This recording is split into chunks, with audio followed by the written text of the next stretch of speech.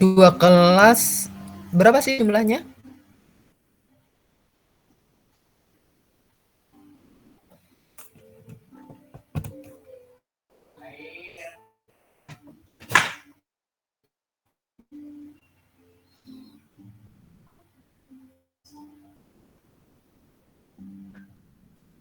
Bisa saya mulai? Masih ada yang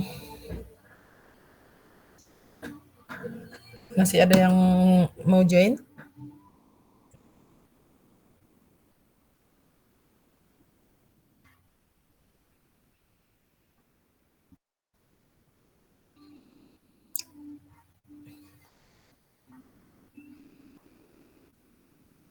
Tak bisa, Bu. Oke, saya mulai ya. Bismillahirrahmanirrahim. Assalamualaikum warahmatullahi wabarakatuh. Saya akan lanjutkan kemarin yang sudah saya awali. Saya harap kalian sudah mempelajari untuk kinetika reaksi enzimatisnya. Kemarin kita sudah mulai mengawali untuk tentang enzim.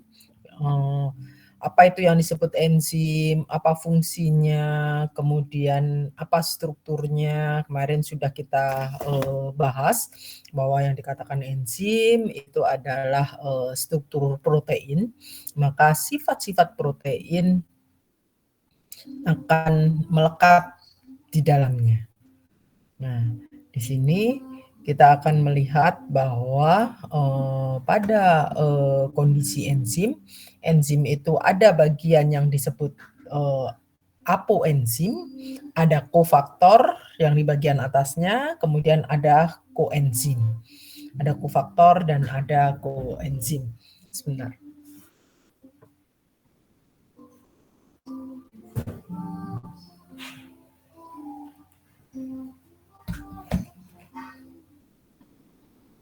Oke, sini kemarin saya udah bahas apa itu yang disebut dengan kofaktor dan apa itu yang disebut dengan koenzim. Kalau koenzim berarti itu adalah senyawa organik.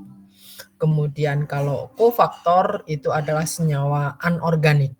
Jadi biasanya senyawa-senyawa logam yang akan mengaktifasi bagian dari enzimnya itu sendiri.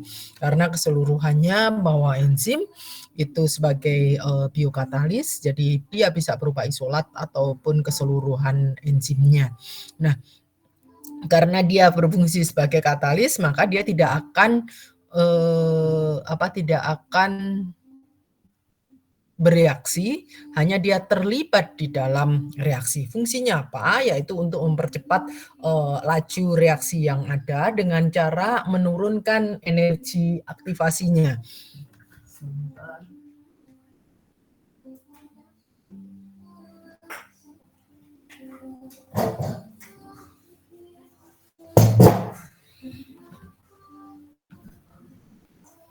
Oke.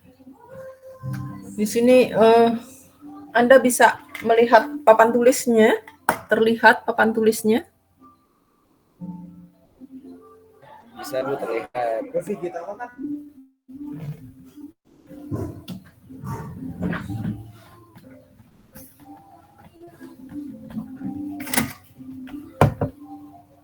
Oke, mudah-mudahan cukup terlihat.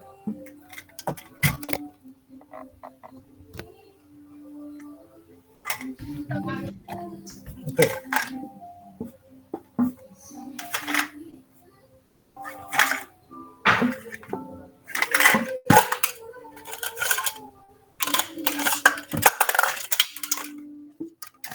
Nah, kemarin kita lihat bahwa di sini ini adalah struktur protein, bagian atasnya itu adalah ini bisa koenzim atau kofaktor, ini yang disebut dengan apoenzim, ini koenzim atau kofaktor. Ini yang akan mengaktifasi sisi aktif dari katalis yang ada.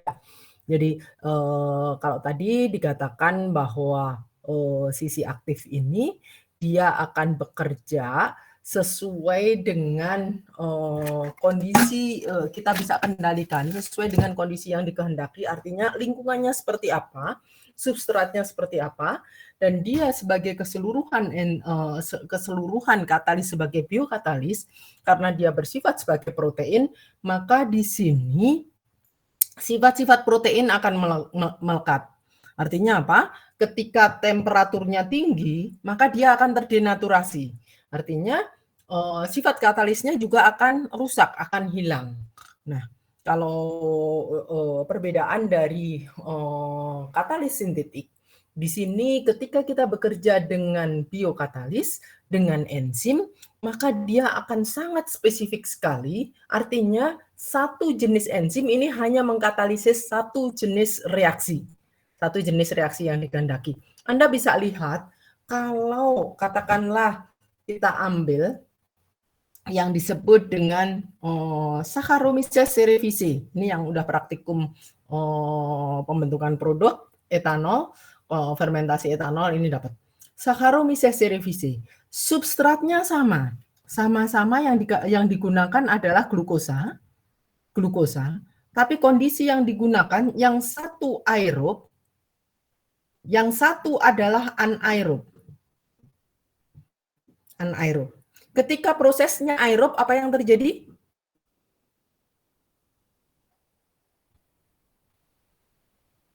Ketika prosesnya yang sudah praktikum kinetika pembentukan produk, siapa?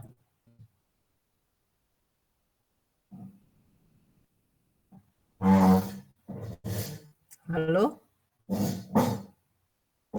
Deliana udah praktikum fermentasi kinetika pembentukan produk belum?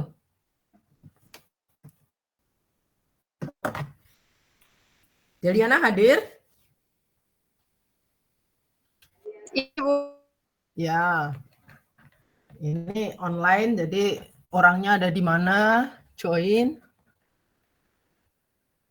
Terus kemudian Deliana bisa buka kamera?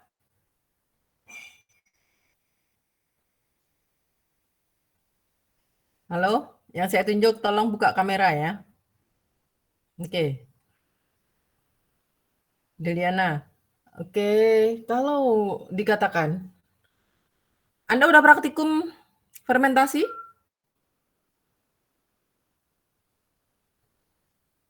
Deliana praktikum fermentasi etanol? Oke. Udah. Ketika substratnya kan glukosa kan yang Anda gunakan, ketika glukosa Iya, Bu, dilakukan betul. proses fermentasi pada kondisi aerob, apa yang terjadi?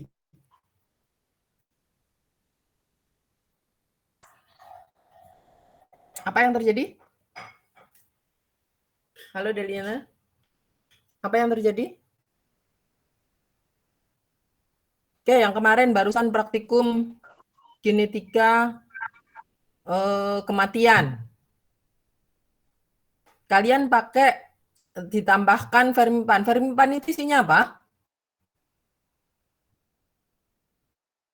Ketika bikin medianya ditambahin fermipan. Fermipan itu apa? Ragi, Bu, ragi. Ragi apa? Raginya apa? Saccharomyces, sama. Kondisinya aerob atau anaerob? Apa yang membedakan aerob dan anaerobnya?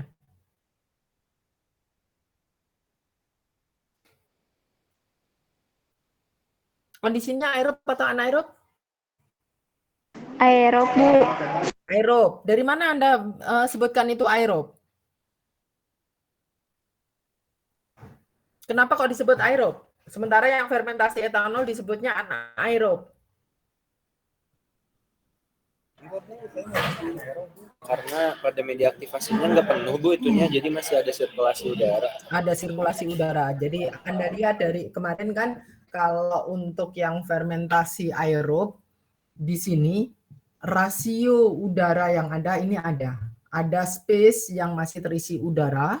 Kemudian kalau yang aerob itu biasanya dia lakukan ini tidak terlalu banyak. Nah, apa yang terjadi ketika kita lakukan prosesnya fermentasi aerob, maka yang terjadi selnya akan bertambah. Ini yang digunakan untuk kinetika kematian. Kalau yang di sini nanti udara yang ada, oksigen yang ada itu di-purge dengan menggunakan N2. Jadi udara yang terlarut itu di-purge dengan menggunakan N2 sehingga udara yang terlarut, oksigen yang terlarut itu bisa dihilangkan. Nah, di sini ini yang terjadi adalah terbentuk alkohol, etanol. Untuk etanol.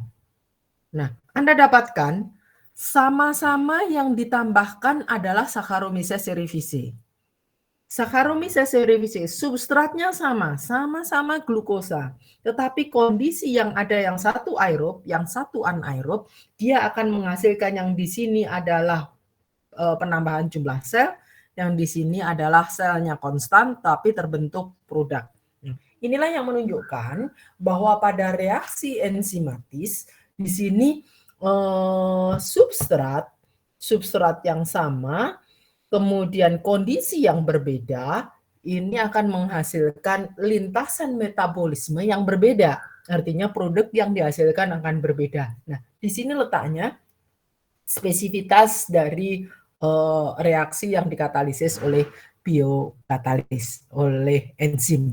Jadi sifatnya sangat-sangat spesifik. Nah, di sini dikatakan bagaimana dia terbentuk produk, katakanlah perbanyakan jumlah sel, kemudian adanya kondisi yang mendukung pertumbuhannya. Di situ fungsi sama halnya dengan katalis sintetik, bahwa proses katalisis tersebut dilakukan untuk menurunkan energi aktivasinya. Jadi jumlah besarnya energi aktivasinya, kalau katakanlah reaksi itu sebenarnya adalah pemutusan ikatan, kemudian penggabungan kembali dari senyawa-senyawa yang ada, makanya di sini akan berlaku hukum kekekalan massa dan energi. Jumlah atom-atom penyusunnya itu adalah sama, tetapi ikatan antar atom-atomnya yang akan berbeda. Nah, pada proses reaksi di sini adalah pemutusan ikatan-ikatan, ikatan atom-atomnya, kemudian penggabungan kembali menjadi suatu senyawa yang berbeda. Nah, Anda lihat dengan adanya enzim ini akan menurunkan besarnya energi aktivasi yang ada. Jadi sebenarnya setelah dia melewati ini, maka di sini akan terbentuk produknya. Jadi bahwa reaksi enzimatis itu akan menurunkan katalisnya, energi aktivasinya, dan sifat dari katalisnya dia tidak akan mengubah kesetimbangan reaksinya, tetapi hanya menurunkan. Jadi proses alur reaksinya sama, hanya saja energi aktivasinya akan turun. Dan untuk reaksi enzimatis ini akan bersifat sangat spesifik sekali. Jadi enzimnya tidak ikut bereaksi, tapi dia terlibat menjadi di dalam reaksinya. Kita lihat kemarin bahwa enzim ditambah substrat, maka akan terbentuk kompleks enzim substrat. Berikutnya akan terbentuk produk dan enzimnya akan diperoleh kembali, yang kemudian nanti akan enzim bebasnya akan berikatan dengan substrat terbentuk sehingga terjadi akumulasi dari produknya. Nah, di sini dikatakan bahwa aktivitas enzim tadi yang bersifat sangat spesifik, artinya tergantung dari reaktannya apa, kondisi operasinya apa, dan itu bisa digunakan untuk mengendalikan laju reaksinya. Nah, beberapa enzim bahkan ada yang dibuat, dilakukan proses penyimpanannya itu dalam keadaan tidak aktif. Baru nanti dia akan diaktifasi dengan menambahkan ada yang disebut dengan prekursor, yaitu senyawa-senyawa yang akan menjadikan enzim tersebut aktif kembali. Jadi dia bersifat sangat spesifik, kemudian sifat protein melekat, kemudian reaksinya akan menurunkan energi aktivasi, dan juga enzim itu hanya bereaksi dengan substrat tertentu untuk menghasilkan satu produk tertentu. Nah, sifat enzim karena di sini adalah sebagai struktur protein, maka dia bersifat termolabil. Artinya apa? Pada temperatur sifat protein itu di atas temperatur 60 derajat, maka dia akan terdenaturasi.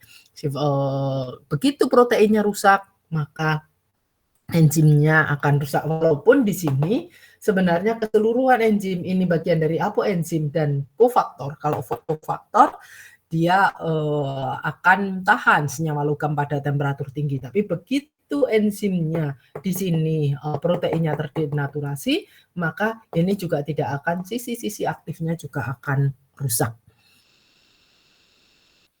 Nah, bekerjanya untuk enzim sendiri ada yang disebut bagaimana cara kerja enzim. Ini ada yang disebut enzim itu, ada yang disebut endoenzim, ada yang disebut ektoenzim.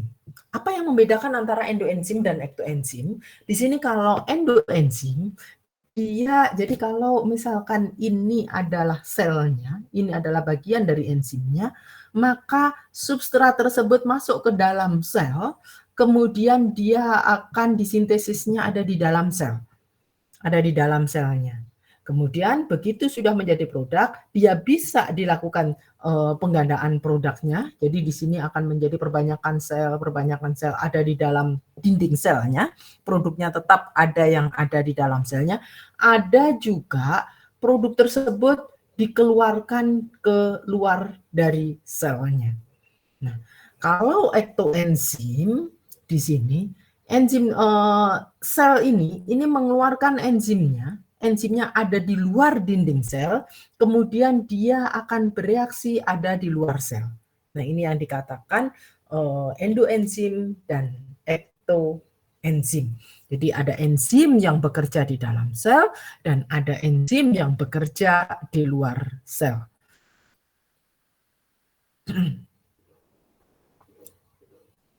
Nah, tadi yang dikatakan secara umum, kalau tadi di sini ada kofaktor dan ada koenzim.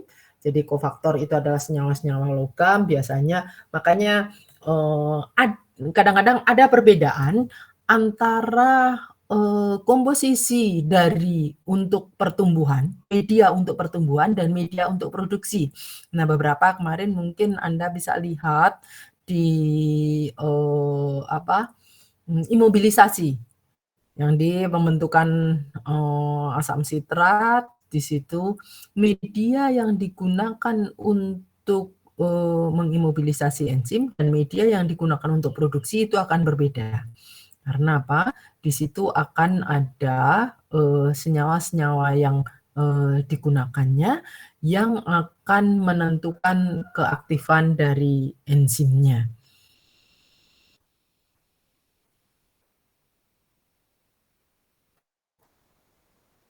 Sampai di sini ada yang ingin ditanyakan?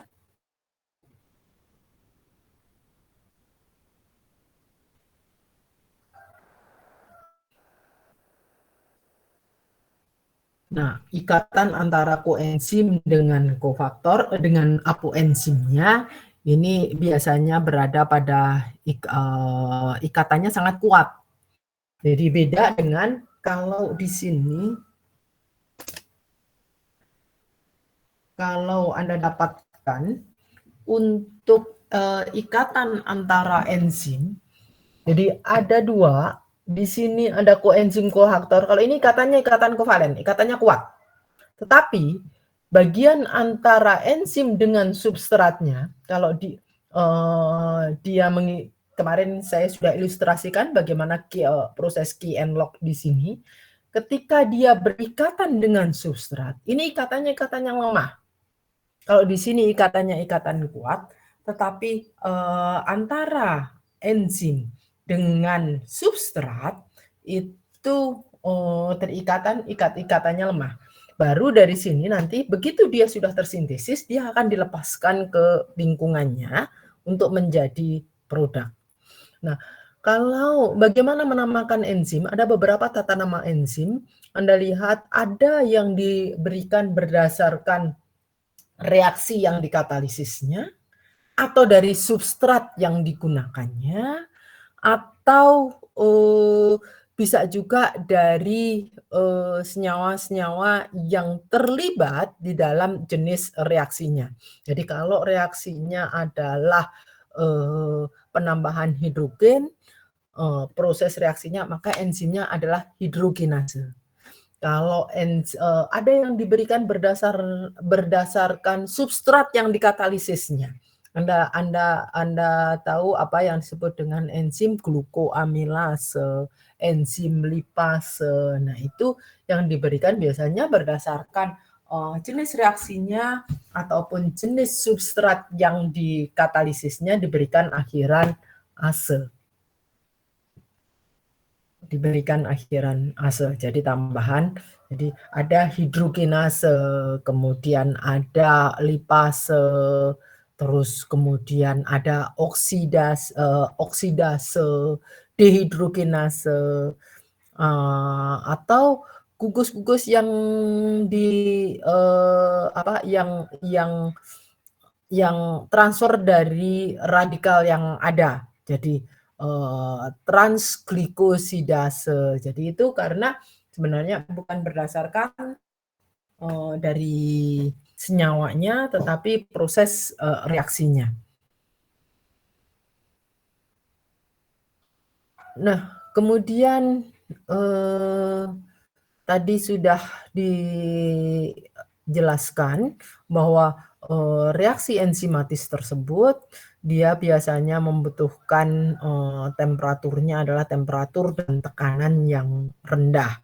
Jadi tekanannya tekanan ambien, beda dengan reaksi yang pada reaksi kimia sintetik.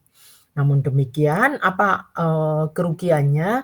Kalau reaksi kimia sintetik, Anda bisa menghasilkan yang disebut dengan konsentratnya. Jadi biasanya konversi reaksi tinggi, konsentrasi produk yang dihasilkan juga cukup tinggi dibandingkan dengan reaksi yang enzimatik. Kalau reaksi enzimatik di sini biasanya konsentrasinya rendah. Kemarin yang praktikum etanol, yang sudah melakukan, hasilnya produknya sampai berapa persen etanol yang dihasilkan? Siapa yang udah praktikum?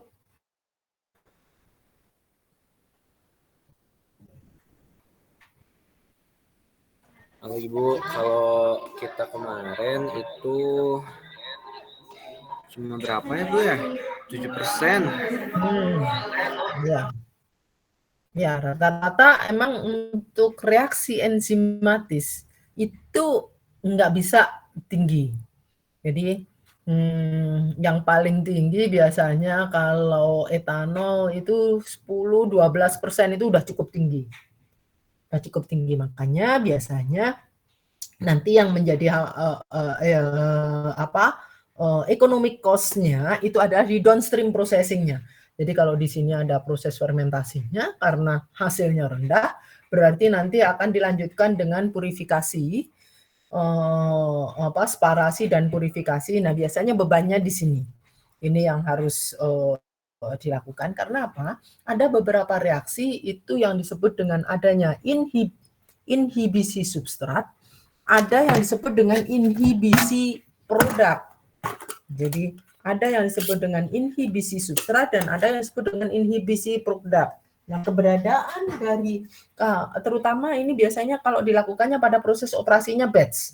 Di mana kalau batch itu kan dia dimasukkan, kemudian ditunggu sampai setelah reaksi berakhir, baru dia akhirnya kemudian diambil produknya. Nah, di sini produk akan terakumulasi. Nah, berbeda halnya kalau operasinya kontinu.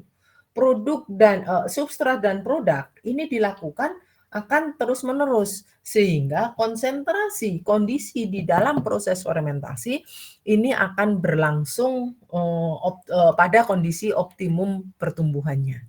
Jadi kalau dilihat ada yang disebut dengan proses batch, ada yang disebut dengan fed batch, dan ada yang disebut dengan continue. Nah, kalau batch sekali, fed batch itu setelah ditambahkan, kemudian kondisi substratnya udah jenuh, kemudian ditambahin lagi substrat, baru di akhir proses nanti dilakukan. Nah, kalau continue dia akan terus-terusan.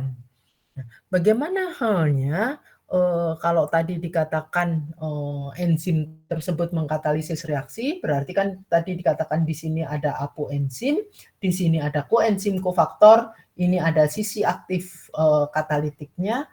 Jadi ada dua sifat penting ada dua sisi dari enzim, yaitu dia yang mengenali substrat dan kemudian mengikatnya.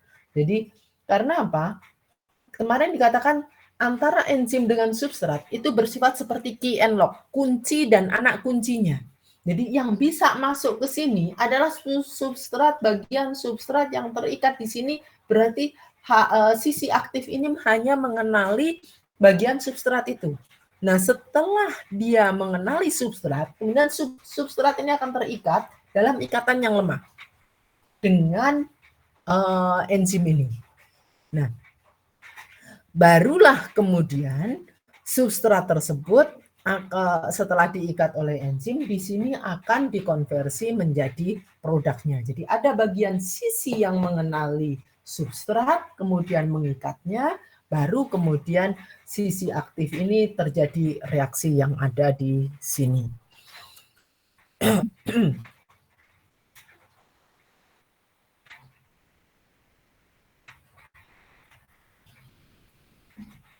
Nah, kalau tadi dikatakan ini adalah reaksi yang tanpa enzim atau katalis, maka sebenarnya jalur reaksinya sama, hanya saja di sini energi besarnya EA ini yang akan berkurang. Besarnya EA ini akan diturunkan sehingga besar energi aktivasinya akan turun, maka laju reaksinya di situ kita akan dapatkan kenaikan laju reaksinya. Nah, kalau dikatakan kinetika reaksi enzimatis, untuk kinetika reaksi enzimatis ini yang mengamati percobaan reaksi enzimatis ini adalah Michaelis-Menten. Nah, Michaelis-Menten mengamati proses terjadinya reaksi enzimatis ini, dia mengikuti reaksinya adalah reaksi orde 1. Nah, kalau dikatakan bahwa di sini adalah enzim ditambah dengan substrat, maka dia terbentuk kompleks enzim substrat. Rata-rata reaksi yang dikatalisis oleh enzim dia reaksinya adalah searah. Jadi dia bukan reaksi bolak-balik. Enzim substrat menjadi produk, produknya bisa kembali ke menjadi substrat kembali, tidak. Jadi reaksinya itu berlangsung reaksi satu arah, reaksi enzimatis itu rata-rata berlangsung menjadi satu arah. Nah, kinetika reaksi yang disarankan ini adalah kinetika reaksi yang dilakukan kinetika reaksi enzimatis itu dimodelkan oleh Michaelis-Menten, yaitu enzim plus substrat akan menjadi kompleks enzim substrat, berikutnya enzim akan menjadi produk enzimnya, enzim bebasnya akan diperoleh kembali, maka dia akan menjadi akan berikatan kembali dengan substrat. Nah, reaksi pembentukan enzim plus substrat menjadi kompleks enzim substrat ini biasanya reaksinya berada dalam reaksi kesetimbangan. Di sini K1, di sini K-1, dan di sini adalah K2. Nih, reaksi pembentukan kompleks enzim substrat itu berlangsung sangat cepat, sementara reaksi pengubahan kompleks enzim substrat menjadi produk ini berlangsung lebih lambat. Jadi dengan konstantanya menjadi K2. Nah, Anda lihat kemarin sudah dipelajari kalau ada reaksi seperti ini, reaksi yang menentukan laju reaksi pembentukan produknya itu biasanya ditentukan oleh reaksi yang mana?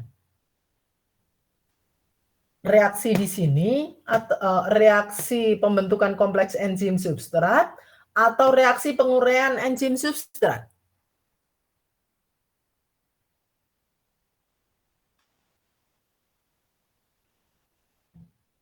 Halo?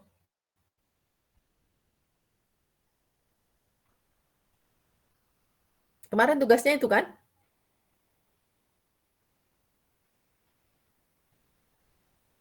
Intan? Intan hadir? Hadir, Bu. Oke, buka kameranya.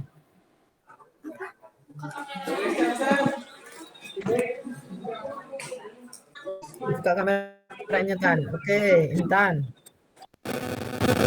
Kemarin ada di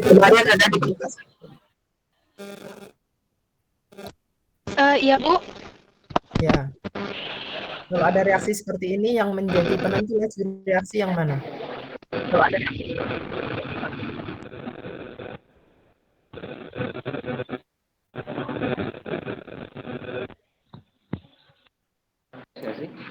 Kemarin Penentu laju reaksinya yang mana? Ini kemarin ditugasin kan? Anda pelajari reaksi enzimatis.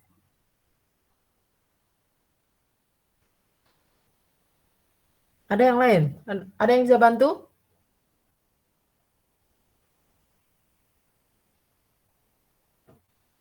Penentu laju reaksinya yang mana?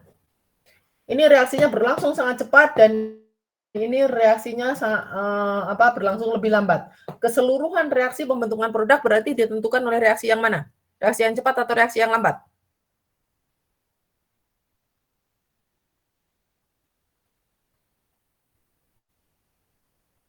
Halo? yang K2, Bu. Ya? Yang K2, Bu. Yang kedua. Yang kedua itu reaksi yang cepat atau reaksi yang lambat?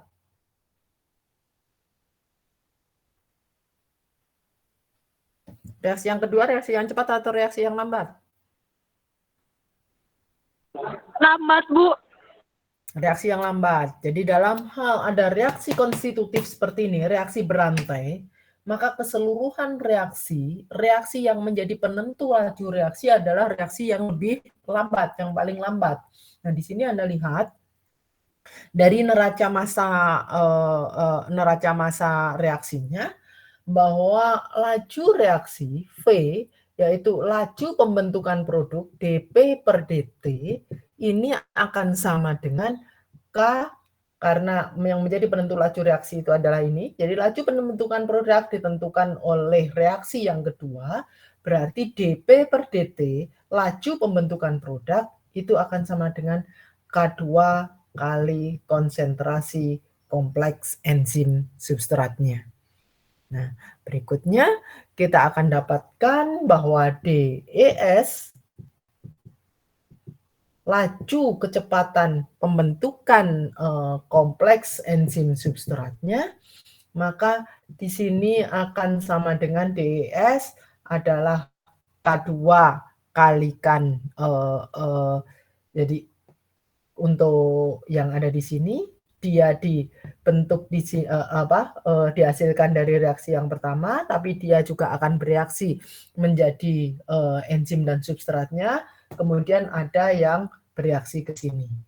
Berarti ini sama dengan K1 kali E, konsentrasi E kalikan konsentrasi substratnya dikurangi penguraian enzim substrat. Kompleks enzim substrat reaksi ke kiri dan reaksi ke kanannya dikurangi dengan K-1 kali konsentrasi ES dikurangi K2 kali konsentrasi ES. Nah, baru kemudian Anda bisa dapatkan bahwa karena ini reaksinya adalah enzim itu jumlah enzim awal itu akan terurai menjadi enzim bebas yang tersisa dan juga ada enzim yang berikatan dengan kompleks enzim substratnya. Jadi E0 ini adalah jumlah enzim mula-mula yang ditambahkan, maka dia sebagian akan berubah menjadi kompleks enzim substrat, kemudian sebagian lagi masih ada yang berada dalam enzim bebasnya. Nah, di sini karena pembentukan kompleks enzim substrat itu berlangsung sangat cepat dan dia berada pada kondisi kesetimbangannya, maka kita dapatkan inilah yang ditetapkan sebagai satu per kebalikan dari konstanta kesetimbangan. Ini reaksi kesetimbangan. Kalau konstanta kesetimbangannya adalah konsentrasi produk dibagi dengan konsentrasi substrat sesuai dengan eksponennya. Nah, di sini untuk membedakannya dikenal dengan konstanta Michaelis-Menten, yaitu 1 per konstanta kesetimbangan, yaitu K-1 per K1. Jadi di sini adalah konsentrasi enzim bebasnya dikalikan dengan konsentrasi substrat dibagi dengan kompleks enzim substratnya. Ini yang disebut dengan tetapan Michaelis-Menten. Padahal kita bisa dapatkan dari sini untuk mendapatkan nilai V itu sama dengan K2 kali ES, berarti kita harus tahu laju ES-nya, kita bisa dapat konsentrasi ES-nya. Di mana konsentrasi kompleks enzim substrat ini akan sama dengan E dikalikan S dibagi ES. Berarti ES-nya sendiri itu adalah E kali S dibagi dengan KM. E kali ES-nya sendiri adalah E kalikan S dibagi dengan S. Anda masukkan nilai E-nya, E itu akan sama dengan E0, ini adalah jumlah enzim mula-mula, dikurangi dengan ES. Nah, Anda lakukan substitusi nilai E-nya, Anda akan bisa dapatkan nilai ES-nya, kemudian di sini konsentrasi substrat, ini adalah konsentrasi substrat yang tersisa. Konsentrasi substrat yang tersisa. Jadi kalau S karena ada sebagian yang akan bereaksi dan E ini adalah enzim bebas yang tersisanya. Nah, dari persamaan yang ada dari neraca massa konsentrasi substrat tersebut, Anda bisa dapatkan V sama dengan K2 kali ES, Anda substitusi ES karena konsentrasi ES kompleks enzim substrat itu akan susah untuk diukur. Biasanya yang lebih mudah diukur adalah konsentrasi substrat sisa. Anda lihat kemarin untuk yang praktikum etanol, Anda tidak menghitung berapa kompleks enzim substratnya, artinya glukosa yang terikat dengan selnya, tetapi yang Anda amati adalah setiap saat adalah jumlah substrat yang teramati dengan Anda ukur Brix-nya. Jadi konsentrasi glukosa setiap saat. Konsentrasi glukosa awal tahu, S0 tahu, kemudian konsentrasi glukosa yang teramati setiap saatnya. Nah, itu menjadi besaran yang diukur. Sementara konsentrasi ES itu akan sangat sulit sekali untuk diukur. Padahal ini adalah yang menentukan berapa laju pembentukan produknya. Nah, dengan Anda substitusi di sini, Anda akan dapatkan bahwa ES itu adalah sama dengan K2 kalikan E0 kali konsentrasi E0-nya dikalikan dengan konsentrasi substrat karena ini tadi adalah E itu adalah E0 dikurangi ES, maka di sini akan ada ES, di sini akan ada ES. Anda pindah lakukan pindah ruas, maka Anda akan dapatkan hanya konsentrasi substrat saja. Jadi ES itu fungsi dari konsentrasi substrat saja. Itu akan sama dengan K0 kalikan S dibagi dengan KM ditambah dengan S. inilah yang dirumuskan, karena kinetika ini yang merumuskan adalah Michaelis-Menten, ini yang disebut dengan persamaan Michaelis-Menten untuk laju reaksi enzimatis, di mana V itu akan sama dengan K2 kali NO, ini didefinisikan sebagai V maksimumnya, kemudian Km-nya itu adalah konstanta Michaelis-Menten. Sehingga laju reaksi pembentukan produk ini adalah Vm dikalikan dengan S dibagi dengan Km ditambah dengan S. Ini yang disebut dengan persamaan Michaelis-Menten, di mana Vm ini adalah laju, kecepatan maksimum, laju maksimum yang dihasilkan. Dari mana Vm-nya? Itu adalah berdasarkan dari konstanta laju reaksi yang tetapan laju reaksi yang kedua dikalikan dengan E0-nya. Karena E yang paling banyak, jumlah enzim bebas yang berikatan dengan substrat yang paling banyak itu adalah sama dengan E0. Artinya ketika tidak ada ES-nya semua sudah bereaksi menjadi produk, maka ini akan 0. Maka E yang enzim bebas yang bisa berikatan dengan substrat itu adalah E0.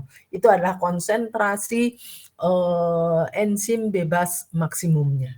Sehingga kita dapatkan bahwa kecepatan laju pembentukan produk itu mengikuti persamaan Michaelis-Menten, di mana V ini laju pembentukan produk, Vm ini adalah laju maksimum, S adalah konsentrasi substrat sisa, dan Km di sini adalah tetapan Michaelis-Menten-nya.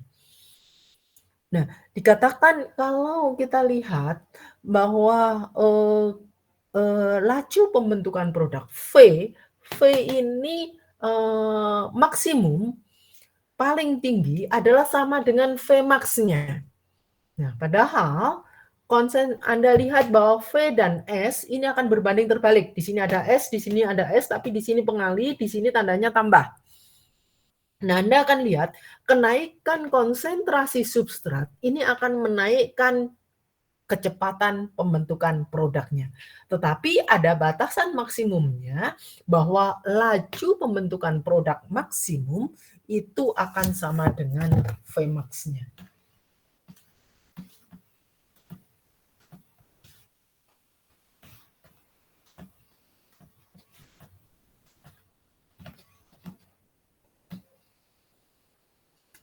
Oke, jadi kalau Anda lihat di sini, dari sini ini berbanding lurus, dari sini ini tandanya kali, ini tandanya tambah, sehingga lebih dominan di sini.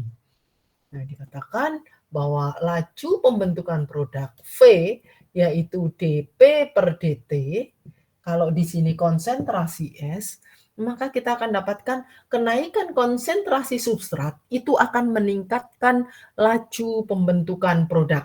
Dia naik, tetapi naiknya adalah asimptotis. Maksimum ini dia nggak akan sampai di sini, dia asimptot. Jadi semakin dekat, semakin dekat, semakin dekat, sampai dengan di sini ini adalah nilai Vmax. Nah, Vmax tadi apa? Yaitu sama dengan K2 kali E0-nya. Konstantanya. Jadi pada konsentrasi substrat yang tinggi, dengan catatan tidak ada inhibisi substrat. Pada konsentrasi substrat yang tinggi, maka dia akan mendekati nilai Vmax. Ini secara normal ketika tidak ada inhibisi substrat, konsentrasi substrat terhadap waktu, maka kita akan dapatkan laju reaksinya akan naik, tetapi dia akan naik secara asimptotis. Nah, kalau kita ambil terhadap waktu reaksi mengikuti reaksi orde 1, maka kita akan dapatkan di sini adalah S atau P-nya.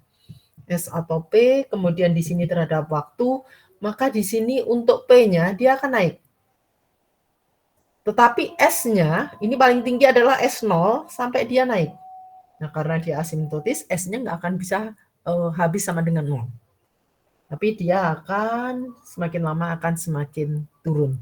Begitu juga produk, ini adalah untuk produk, ini adalah untuk S, dan di sini adalah S0. P-nya awalnya adalah 0.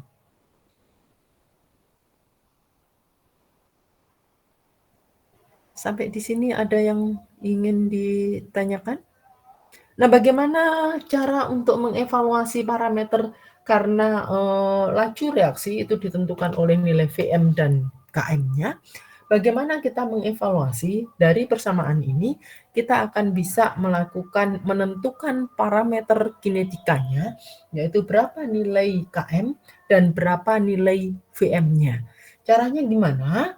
Yaitu settingnya ini yang harusnya yang praktikum pembentukan etanol ini sudah langsung praktek ini.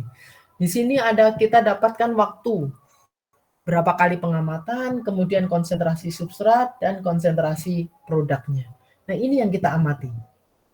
Ini yang kita amati untuk proses batch, berarti di awalnya kita punya di sini ada S0. S0 itu adalah konsentrasi substrat awal, dan di sini adalah E0, jumlah konsentrasi enzim awal yang ditambahkannya. Jadi K0 S0-nya, E0-nya tahu, S0-nya tahu, kemudian ini adalah pada saat T sama dengan 0, T sama dengan 0, ini adalah S0 dan P-nya sama dengan 0, karena belum ada produknya. Nah, berikutnya diamati T1, T2, T3, maka kita akan punya S1, kita akan punya P2, kita akan punya S2, S3, kemudian di sini akan ada P2 dan P3. Nah, berikutnya inilah yang kita plot. Tadi dikatakan V ini kan dP per dt. V-nya itu adalah dP per dt. Berarti kita setelah ini kita punya delta P. Ini kita punya dari sini. Kita punya berarti ini punya delta P1, delta P2, delta P3. Dari sini kita punya delta T. Ini adalah delta T1, ini adalah delta T2, dan ini adalah delta T3. Nah, berikutnya, dP per dt itu didekati dengan delta P per delta T. V-nya ini kan dP per dt, ini adalah delta P per delta T akan sama dengan Vm dikalikan S dibagi dengan Km dibagi S. Konsentrasi substrat sisa, berapa konsentrasi substrat ini bisa Anda ambil S rata-ratanya. Jadi ini S rata-rata, dari sini ke sini S-nya berapa, dari sini ke sini S-nya berapa.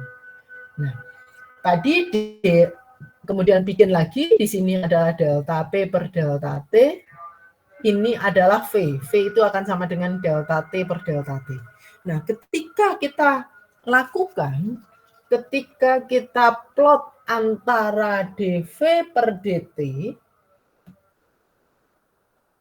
kita plot antara dV per dt, V terhadap S-nya, S-nya dapat S rata-rata, V-nya adalah dP per dt, maka kalau kita ambil 1 per V, itu akan sama dengan Km plus S ditambah dengan Vm plus S.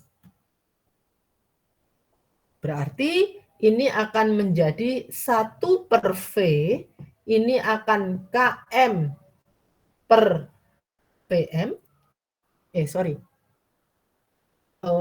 Vm kalikan S ya. Di sini Vm kalikan S.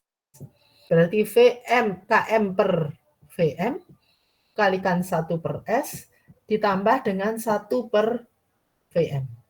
Nah, kalau Anda lihat 1 per V Anda alurkan terhadap 1 per S, 1 per V dapat dari sini, 1 per S-nya nanti ini diambil sepernya, S rata-ratanya dapat, Anda plot 1 per V terhadap 1 per S, maka Anda akan dapatkan persamaannya adalah persamaan linier.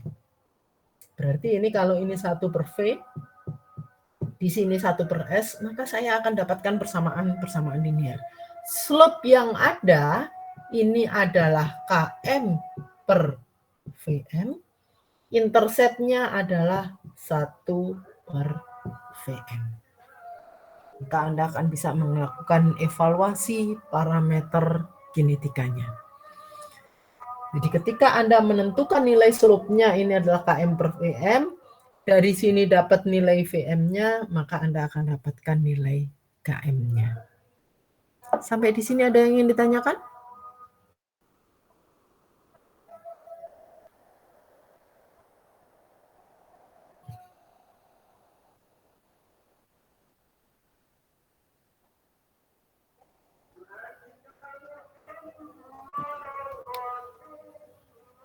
Nah, Anda lihat slope yang bagaimana mengevaluasi bisa 1/V terhadap 1/S dari persamaan ini. Persamaan Michaelis-Menten yang ada. Ada yang Anda juga bisa menentukan persamaannya adalah V terhadap V/S. Nanti sama Anda akan juga bisa mendapatkan berapa nilai interceptnya, berapa nilai slope-nya. Jadi Anda bisa untuk mengevaluasi ini bisa 1/V terhadap 1/S, bisa juga nanti V terhadap V/S, bisa juga nanti S/V terhadap nilai S-nya. Jadi dari persamaan ini Anda bagi V/S-nya, Anda bagi V/S, kalau ini kedua ruas Anda bagi S, maka ini akan hilang, nanti ini akan hilang. Jadi tolong dicari persamaannya. Bagaimana plot kurva linear yang ada jika 1/V terhadap 1/S adalah ini. Jika V/S itu seperti apa? Jika SV terhadap S itu kurva yang ada seperti apa, di mana plot kurvanya, mana slope-nya itu menunjukkan apa, intercept-nya menunjukkan apa.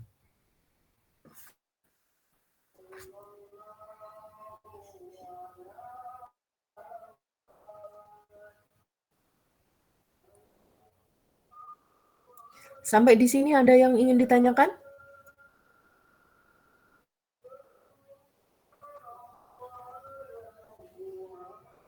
Sampai di sini ada yang ingin ditanyakan? Bisa diikuti? Nanti kalau nggak ada, saya yang nanya.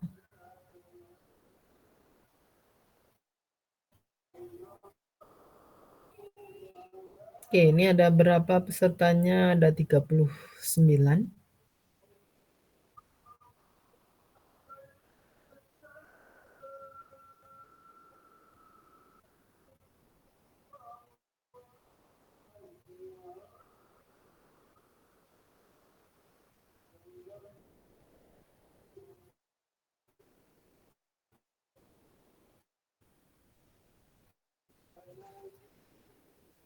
Ada pertanyaan untuk evaluasi parameter kinetikanya?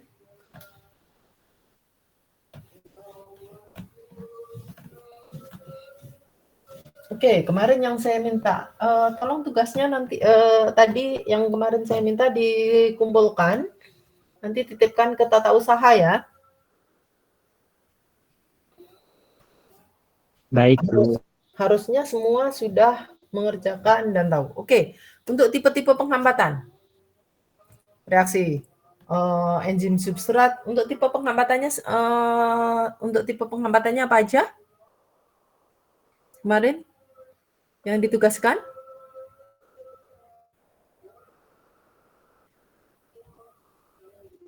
Jadi ada 4, Bu. Ya. Pertama itu ada inhibitor kompetitif, yang kedua inhibitor non kompetitif, yang ketiga inhibitor unkompetitif, dan yang keempat inhibitor substrat. Oke, ada yang lagi ulang tahun ya?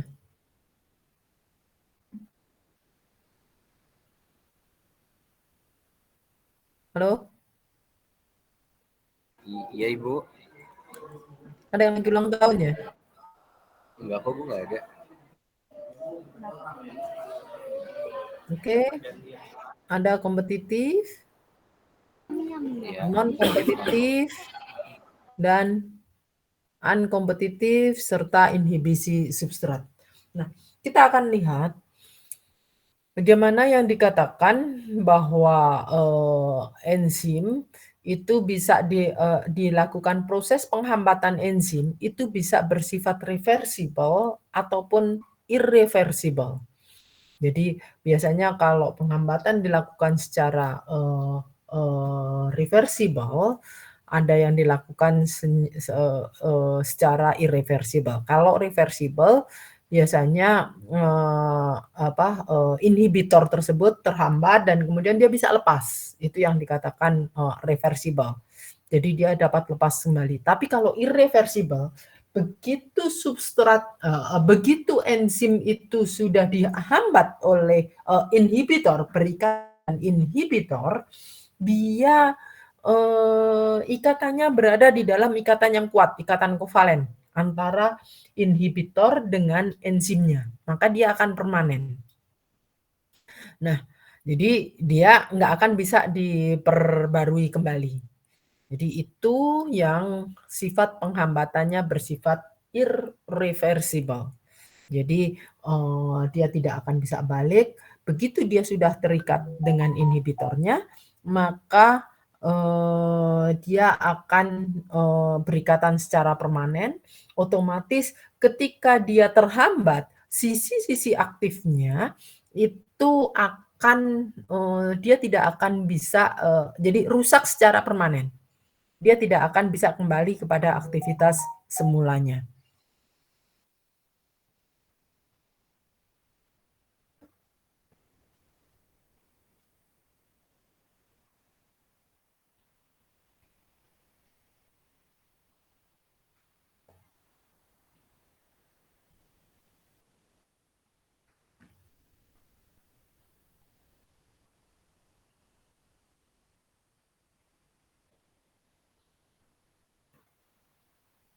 Sebentar ya, sorry.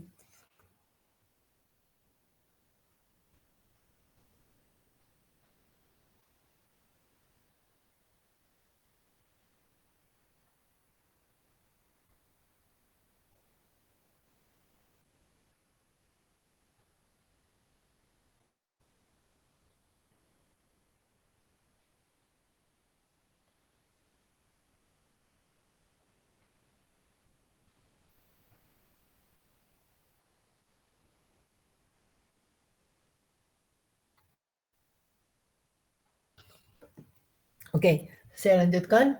Jadi kalau tadi yang dikatakan proses penghambatan yang dilakukan secara irreversible, begitu dia katakanlah di sini, ini terikatnya nggak akan bisa. Kalau ini inhibitor, dia terikatnya terikat kuat, terikat dengan ikatan kovalen.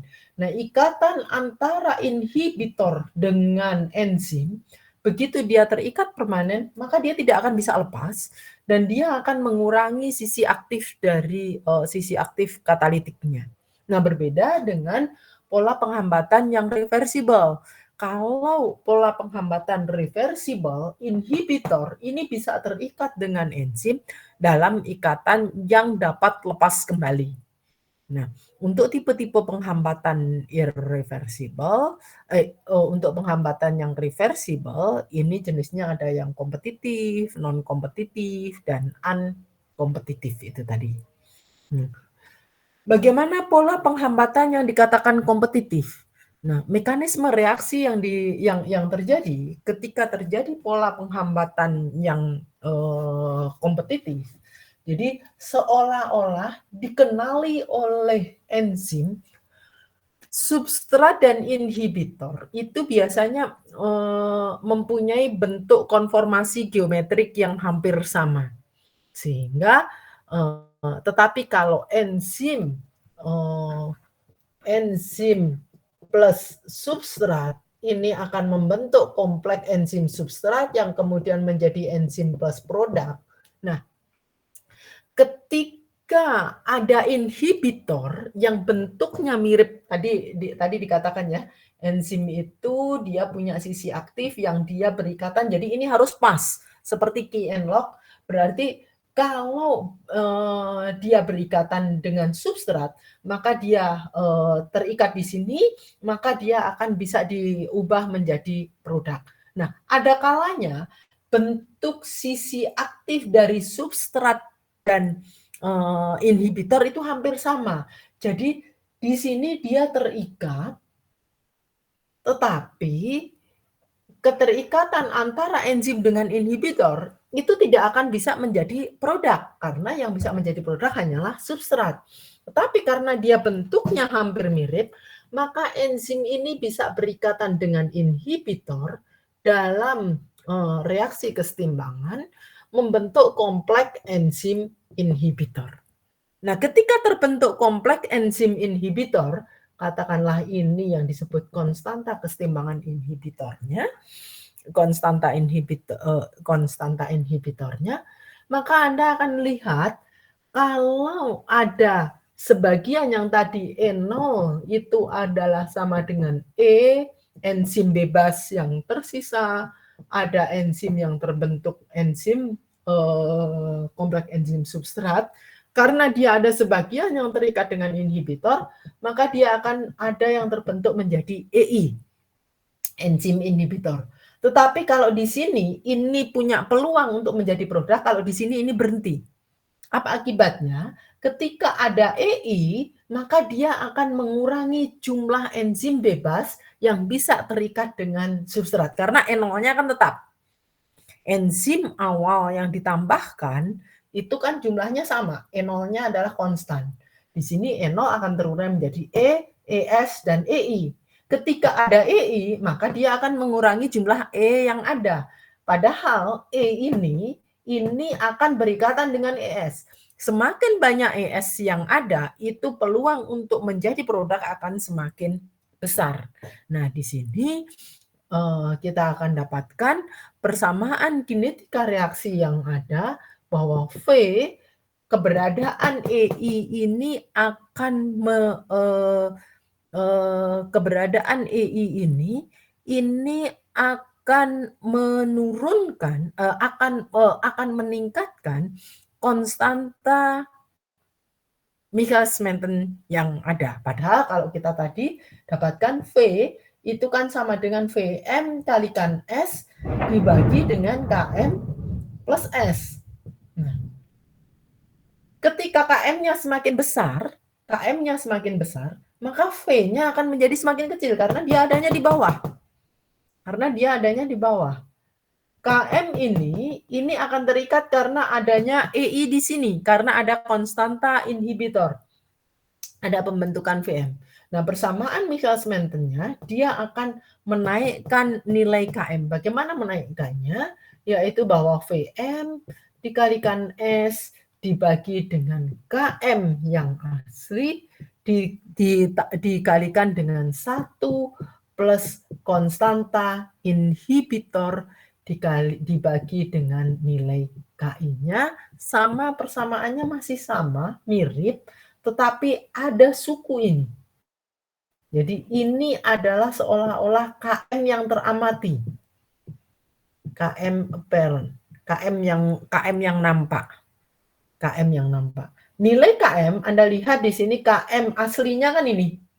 Tapi ini adalah KM dengan adanya inhibitor, maka KM plus 1 ada tambahan. Semakin besar konsentrasi inhibitor, maka nilai ini akan semakin besar.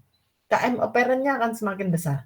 Ketika KM apparent-nya makin besar, maka Anda akan dapatkan nilai V-nya itu akan semakin turun. V-nya akan semakin turun. Nah, bagaimana upaya untuk mengatasi inhibitor seperti ini? Ya, ini yang disebut dengan inhibitor kompetitif, yaitu ada kompetisi untuk berikatan dengan antara S dan I-nya. Untuk mengatasi ini biasanya dilakukan dengan menambahkan konsentrasi substrat. Konsentrasi substratnya dinaikkan sehingga Anda akan dapatkan konstanta inhibitornya, KM operannya itu akan bisa dihambat. Ketika S-nya makin besar, di sini Anda lihat S ini tandanya plus, S-nya ini, maka ketika konsentrasi S-nya ini makin besar, peluang I untuk berikatan itu akan lebih kecil dibandingkan I berikatan dengan E, itu akan lebih kecil dibandingkan dengan S-nya, karena S-nya ditambah. Nah, ini yang disebut dengan proses inhibisi kompetitif. Nah, dia akan bersaing dengan substrat di sisi aktifnya.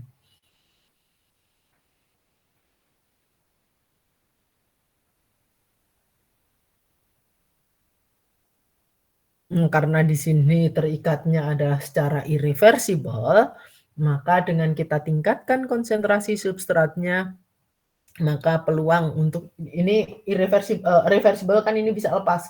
Begitu lepas, maka kan peluang untuk berikatan antara enzim dengan substratnya itu akan lebih besar ketika konsentrasi substrat dinaikkan.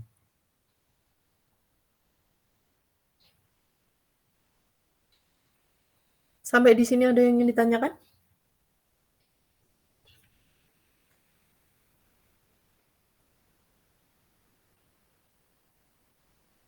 Nah, kapan terjadi? Ini biasanya adalah ketika bentuk konformasi geometrik antara substrat dengan inhibitor itu hampir sama. Yang kedua adalah proses penghambatan non-kompetitif. Kalau penghambatan non-kompetitif itu adalah inhibitor bisa berikatan baik itu dengan enzim bebasnya, ataupun dia berikatan dengan kompleks enzim substrat. Tapi dia tidak berhenti di sini, dia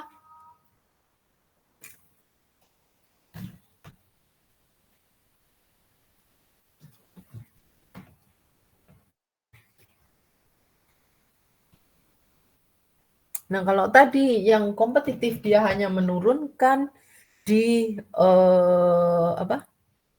konstanta Michaelis-Menten-nya, Km-nya akan semakin besar. Nah, kalau yang inhibitor non-kompetitif, kita akan dapatkan bahwa inhibitor itu bisa berikatan dengan enzim menjadi kompleks enzim substrat. Kemudian di sini dia juga berikatan dengan substrat.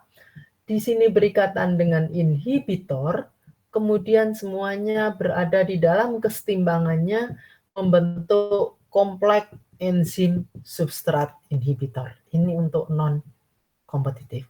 Apa yang terjadi? E0 itu akan berubah, E0 yang ada terdistribusi akan menjadi E, akan menjadi ES, akan menjadi EI, dan juga akan menjadi ESI. Jadi konsentrasi substrat yang konsentrasi enzim yang ada, dia akan menurunkan nilai dari enzim bebas yang tersisa. E0-nya akan menjadi ES dikurangi EI dikurangi ESI. Nah, apa yang terjadi? Nilai untuk proses penghambatan non-kompetitif di sini akan berpengaruh pada nilai Vmax-nya. Jadi kalau tadi menaikkan nilai Km, kalau di sini menurunkan laju reaksi yaitu dengan jalan menurunkan laju maksimumnya, Vmax-nya. Di mana Vmax ini dibagi dengan 1 plus I per KI. 1 kalikan I plus KI. Nah, dibagi, ini masih sama, dikalikan dengan S, konsentrasi substrat, di sini Km ditambah dengan S. Anda lihat Km yang dihasilkan antara inhibitor kompetitif dan non kompetitif, Kalau tadi persamaan tanpa inhibitornya ada persamaan Michaelis-Mentennya adalah V sama dengan Vmax kalikan S per Km plus S.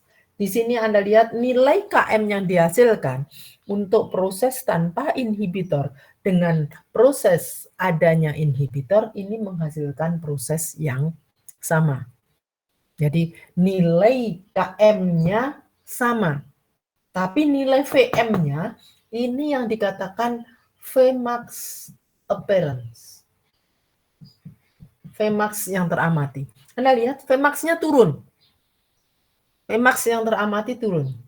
Sehingga kalau kita lihat pada kurvanya, di sini adalah nilai Vmax-nya berbeda, tapi Km-nya, kalau ini 1 per V terhadap 1 per S, Anda dapatkan di sini nilai Vmax-nya akan turun. Jadi ini adalah 1 per Vmax dengan inhibitor, ini adalah 1 per Vmax-nya. Nah, lihat 1 per Vmax-nya naik, berarti Vmax-nya akan turun. Ini adalah terjadi perubahan, tapi nilai Km-nya sama. Kalau ini kita ambil 1 per V sama dengan, kalau yang tadi kompetitif, Vmax-nya sama, tapi Km-nya yang berbeda. Jadi Km-nya yang berbeda. Sampai di sini ada yang ditanyakan? Nah, bagaimana upaya untuk mengatasi inhibitor yang bersifat non-kompetitif? Yaitu dilakukan untuk mengatasinya biasanya dengan melakukan blocking terhadap inhibitornya. Jadi inhibitornya diblok supaya dia tidak berikatan dengan sisi aktif katalitik dari substratnya.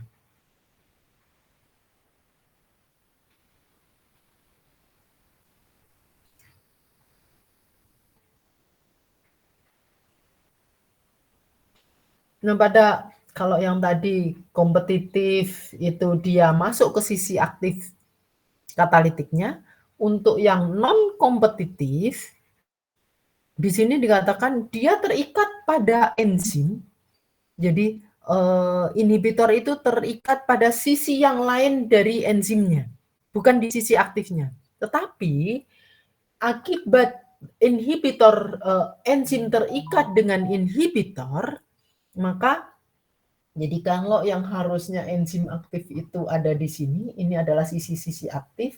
Nah, kalau di sini dia terikat di sini, ini yang non kompetitif ya. Ini yang non kompetitif, sisi aktifnya tetap. Tetapi ketika dia terikat dengan ini, ketika di sini berikatan dengan substrat, ketika di sini, ini kan terbentuk berarti enzim inhibitor substrat. Enzim inhibitor substrat. Nah, ketika dia terikat dengan enzim yang ada inhibitornya ini, maka dia tidak akan bisa terbentuk menjadi produk. Walaupun dia sisi di sini, ini aktivitas enzim untuk mendegradasi substratnya menjadi terganggu. Jadi dia tidak akan bukan di kalau yang tadi enzim yang kompetitif itu menyerang di sisi aktifnya, kalau di sini dia menyerang tidak di sisi aktifnya. Tetapi begitu enzim itu terikat dengan inhibitornya, maka enzimnya menjadi tidak aktif. Enzimnya tidak aktif. Jadi dia tidak akan bisa menghasilkan kompleks enzim substrat yang bisa berikatan, yang bisa berubah menjadi produk. Jadi struktur dari enzimnya itu akan menjadi tidak cocok lagi, tidak sesuai dengan substrat. Harusnya yang bisa bereaksi adalah ketika tidak ada ini berikatan, ini akan lepas. Tapi begitu ini di sini akan terganggu, ini terkunci. Jadi dia tidak akan bisa lepas. Dia tidak akan, makanya di sini ada kompleks enzim inhibitor substrat. Nah, pembentukan kompleks enzim inhibitor substrat ini akan mengurangi jumlah enzim bebas yang akan bisa berikatan dengan substratnya. Mana yang dihambat, mana yang diakibatkan dari keadaan ini akan menurunkan Vmax. Karena tadi Vmax itu sama dengan K2 kali E0. K2 kali E0. Jadi nilai enzim yang adanya, konsep enzim bebas yang bisa berikatannya akan menjadi turun.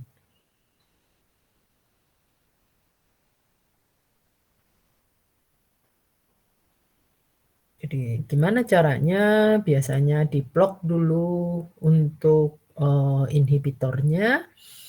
Jadi inhibitornya supaya tidak menyerang enzim ini diikat dengan blocking agent yang nanti dia akan tadi ada kompetitif dan unkompetitif. Nah, untuk yang unkompetitif ini hampir sama dengan inhibisi substrat. Untuk penghambatan unkompetitif itu hampir sama dengan inhibisi substrat, jadi dia tidak berikatan dengan enzim bebasnya, tapi ikatannya ada di sini. Nah, dia terbentuk ESE. Ini.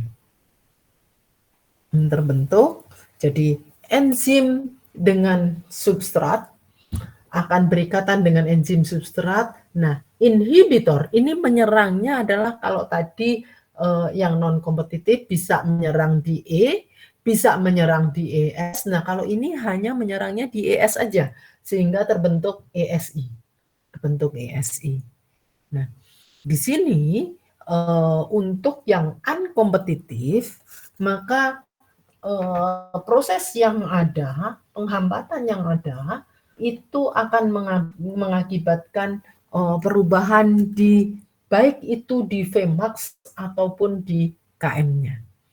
Jadi Vmax-nya adalah ini, Km-nya juga berubah, tetapi di sini menjadi 1 plus I per Ki. 1 per I. Anda lihat sebenarnya di sini sama-sama berkurang, tetapi karena di sini tandanya pengalih, pengurangan dengan konsentrasi substrat itu pengalih, seperti kemudian di sini akan bertambah. Jadi kalau di sini dia menurunkan nilai Vmax dan menurunkan nilai Km. Jadi kedua-duanya akan turun. Tetapi efek yang dominan akan lebih besar pada penurunan nilai Vmax-nya karena di sini tandanya adalah pengalih.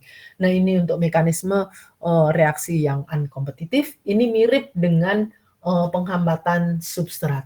Yaitu kalau penghambatan substrat seolah-olah di sini ES itu akan berikatan dengan S menjadi ES2.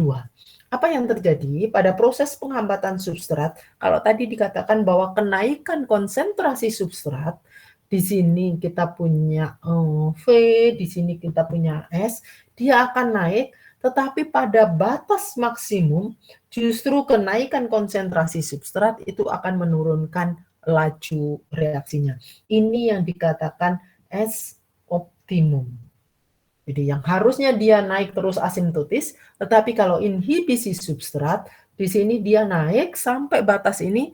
Nah, setelah dia mencapai nilai S optimumnya, perubahannya adalah nilai konsentrasi substrat itu justru akan mengakibatkan penurunan laju reaksi. Di mana dia menurunkan, yaitu menurunkan nilai Vmax-nya dan juga akan menurunkan nilai dari Km-nya.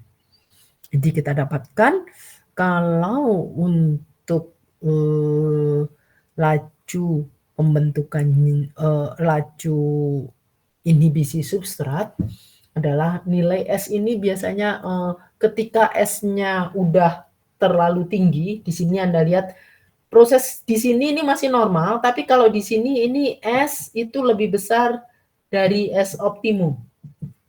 Nah, ES itu akan berikatan dengan S kembali menjadi enzim double substrat.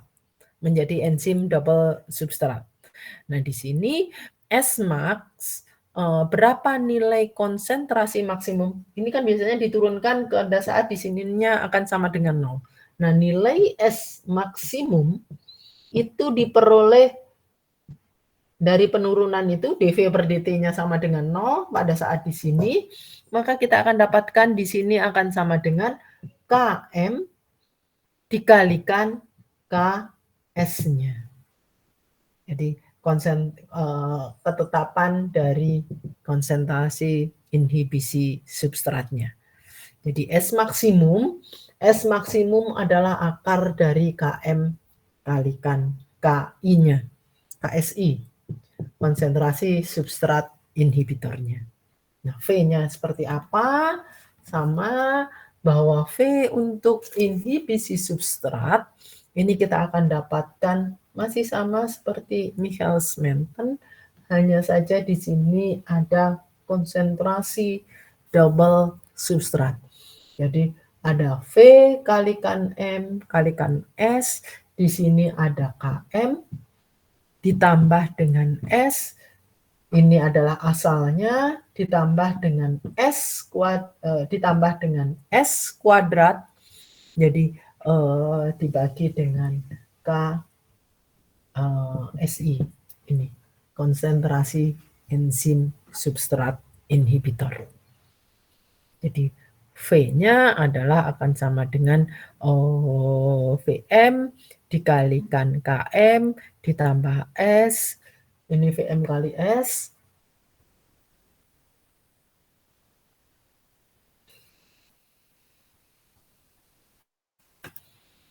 ditambah dengan S kuadrat dibagi dengan KSI. Anda bagi kedua ruas dengan Anda bagi kedua ruas dengan S, maka Anda akan dapatkan V-nya adalah Vm dibagi dengan Km per S ditambah 1 ditambah dengan S dibagi dengan KSI.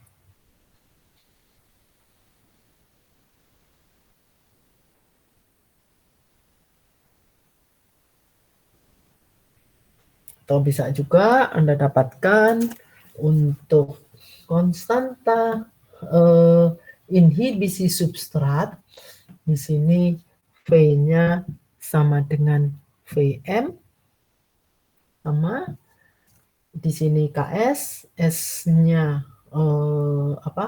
di sini saya tambahkan, kemudian saya kalikan, maka Anda akan dapatkan S per KSI.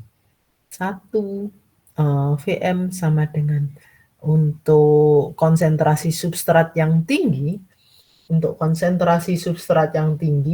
maka Km per S ini akan mendekati 1.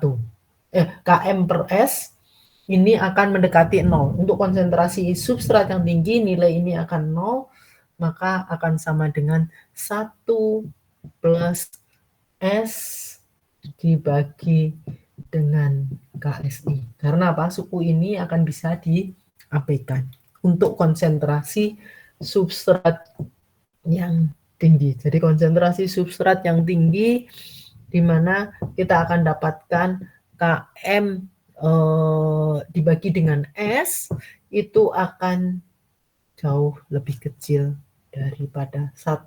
Jadi bisa diabaikan. Konsentrasi substratnya 1 ditambah sekian, ini akan bisa diabaikan.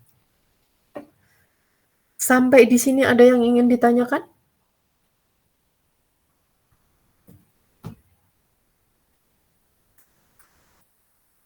Sampai di sini ada yang ingin ditanyakan?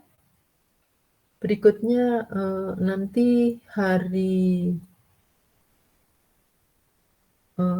kita ada jadwal lagi kapan?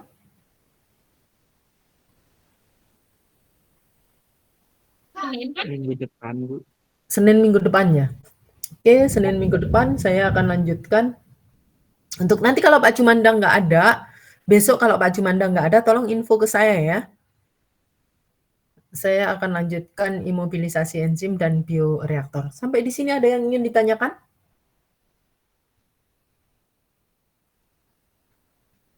Itu cuman paling tugas dikumpulin di TU bukan di. Ya, tugas dikumpulkan di TU-nya. Baik, Bu. Oke, kalau tidak saya selesaikan sampai di sini. Harusnya 12.20 ya. Ini 3 menit lagi. Silakan untuk dipelajari, tugasnya dikumpulkan di TU. Kemudian saya masih ada berharap besok kan ada kan ya jadwalnya Mbak Jumanda? Ada Bu. Ada. Nah, tolong besok kalau misalkan Pak Jumandanya tidak ada, info ke saya. Jadi hari Seninnya nanti nggak usah. Saya kalau besok saya akan kuliahnya offline. Ada yang ingin ditanyakan?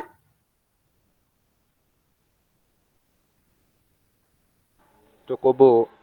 Oke, kalau tidak saya selesaikan sampai di sini. Terima kasih. Tolong tugasnya dikumpulkan. Assalamualaikum warahmatullahi wabarakatuh. Ais yang kayak gininya. Waalaikumsalam warahmatullahi wabarakatuh. Terima kasih Bu. Sama saya izin live ya. Terima kasih, Bu.